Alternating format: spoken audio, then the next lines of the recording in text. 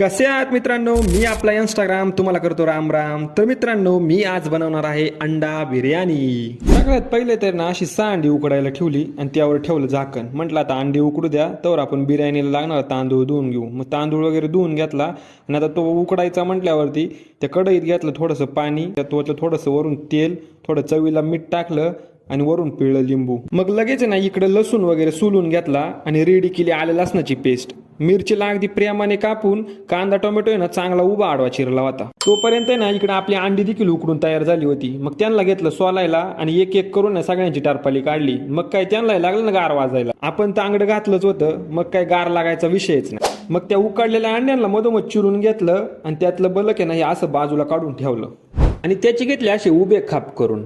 आणि अशा खापा करत असताना ना कोणाचं लक्ष नव्हतं, मग काय 2-3 खापा इकडची इकडेच लांबवल्या। मग ना आपली सगळी सामग्री इकट्ठी करून घेतली आणि इकडे भाताला देखील आदान आलं होतं। मग भात काढून घेतला आणि कढईत थोडं तेल ओतलं आणि टाकली आले लसणाची पेस्ट। मग इथली हिरवी मिरची आणि टाकली कुस्कारून।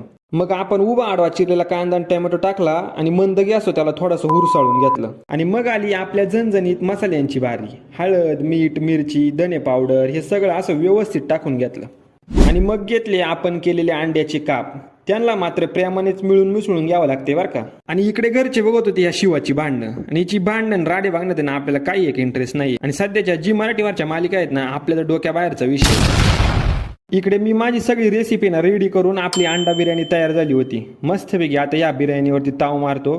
तर मित्रांनो, बिर्याणी वगैरे आमची खाऊन झाली। तर तुम्हाला आपला ब्लॉग कसा वाटला हे मला कमेंटमध्ये नक्की कळवा आणि आवडल्यास लाईक व शेअर करायला विसरू नका। धन्यवाद।